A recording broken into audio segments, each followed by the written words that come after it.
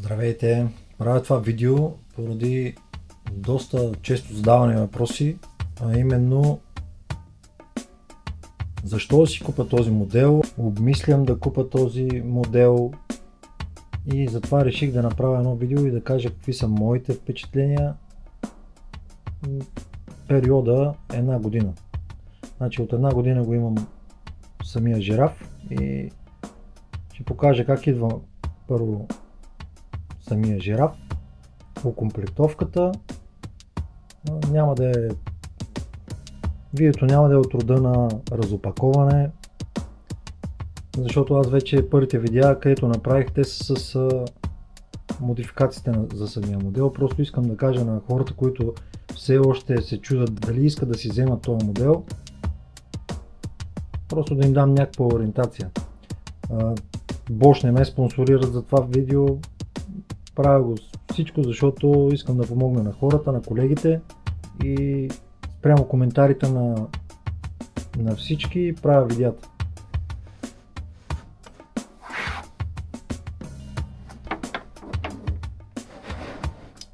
Ето така идва жираф.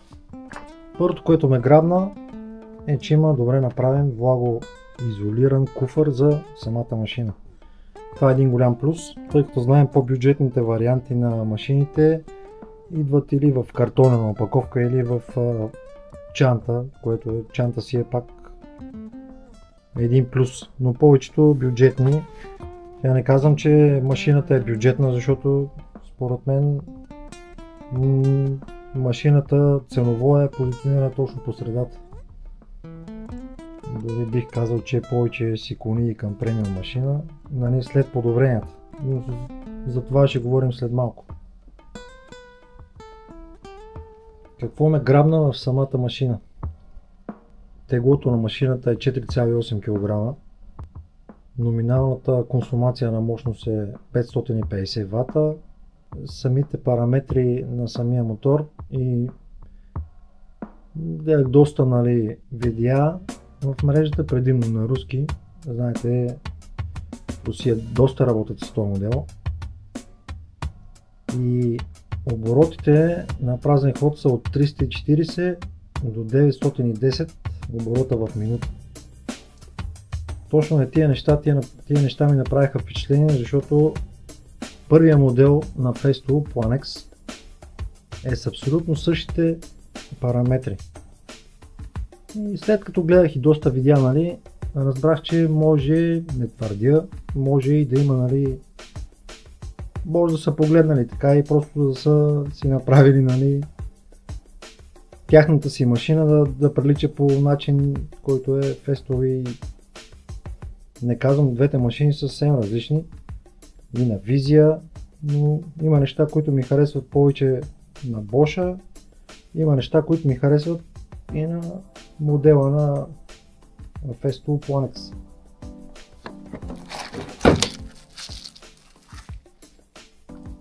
Първите модели на жирафа идваха без този адаптер. Значи мисля, че от 2 години на пазара Bosch пускат този преходник. И вече може с включването може да си ползвате и друга пръксмокачка, а не преди това да се чуете да се мотаят тиксо, разни други неща и да се чуете как да си вържите пръксмокачката с жираф, което е супер. Ето Bosch, оригинал. Браво на Bosch.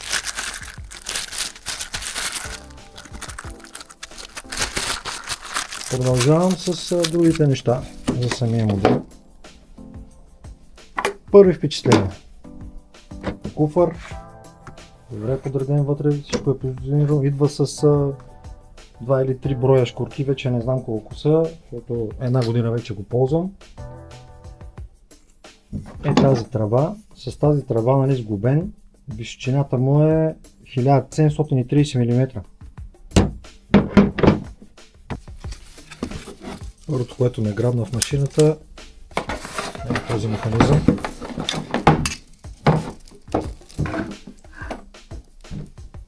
беше измислен доста хитро според мен. С 3 движения.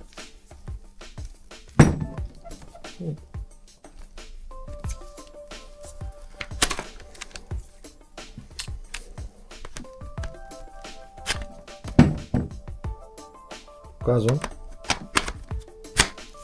Тук имаме един ексцентрик. Справяме дръжката, стискаме. Готово.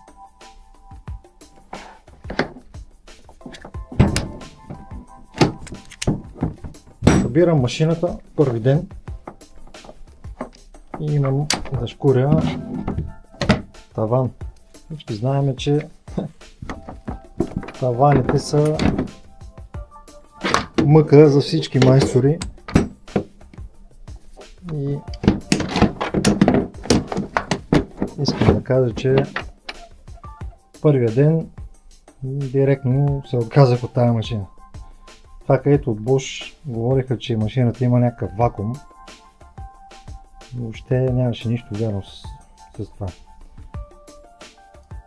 Приключих работа и седнах и започнах да търся информация. И пак стигнах до колегите от Русия. Там видях, че се правят разни неща и започнах и аз малко по малко да модифицирам самата машина.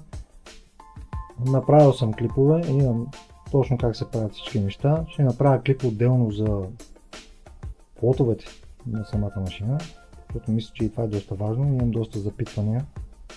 Машината идва с този плот. Ще ви го покажа.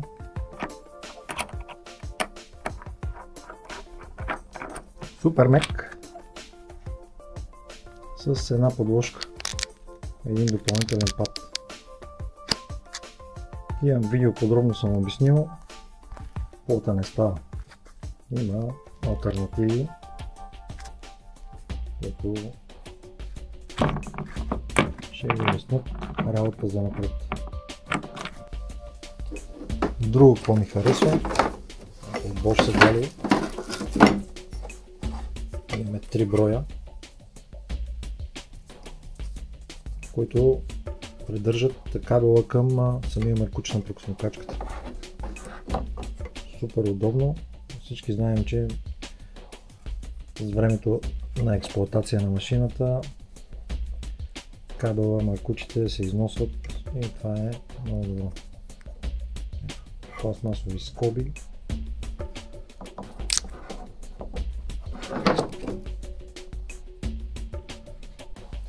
Получих коментар, в който колега ме питаше, който иска да си купи машината, плота 215 мм или 225 мм. Ето, показвам. 215 мм е плота. Има оставени едни 10 мм. Ето от тук. Пръхта, която се отделя при шкуренето, е от тук посредством е така направения отвор, преминава и по периферията бива засмукана от самия вакуум на машината.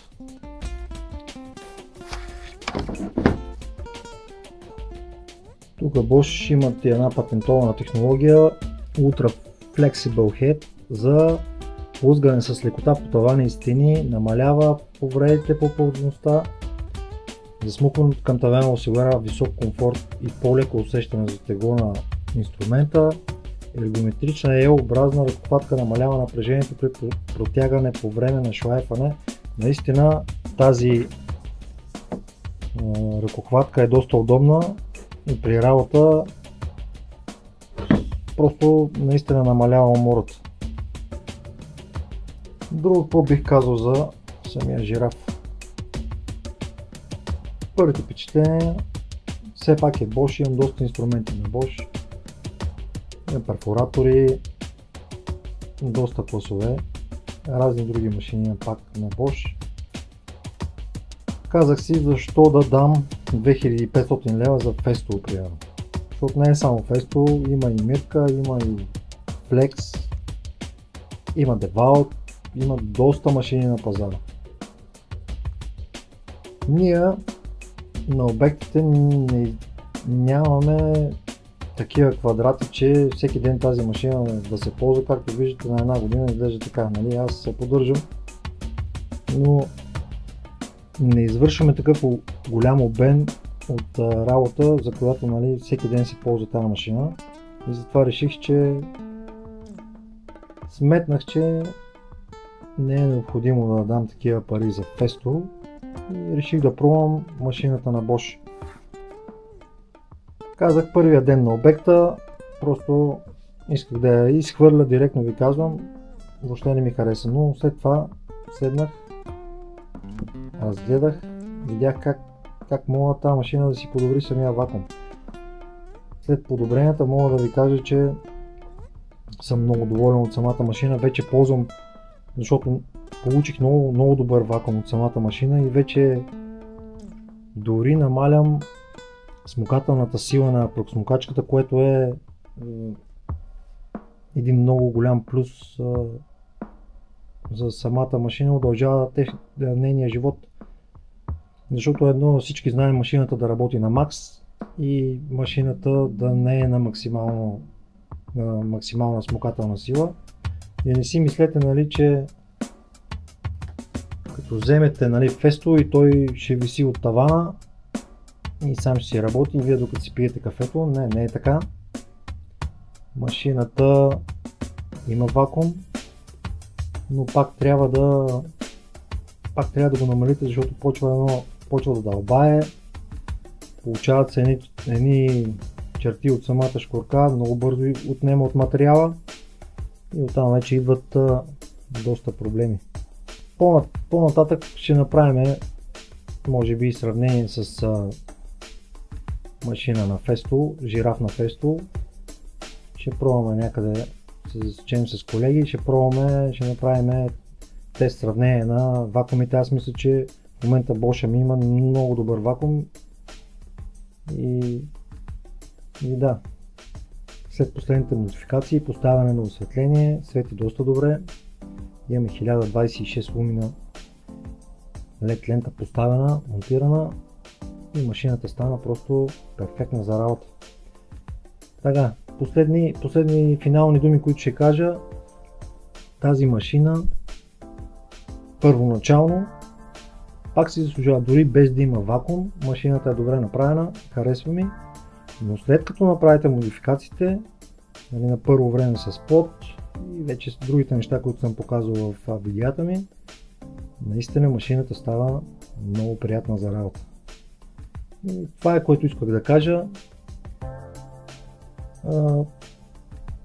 Мога да влезете в канала ми, прегледайте видеята, имам доста видеа за тази машина, ще качвам и за други наши инструменти. Канала не е технологичен, но всички знаем, че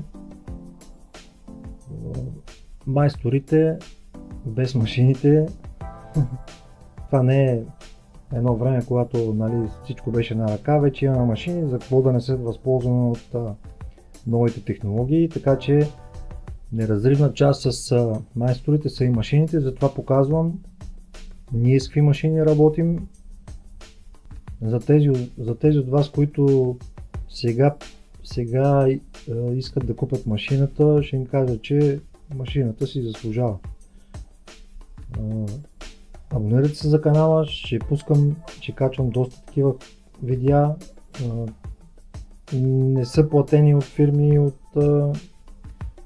сам си спонсорирам видеята, просто го правя, за да дам една друга гледна точка на хората, да дам информация, до която съм достигнал с времето. Бъдете здрави и до скоро!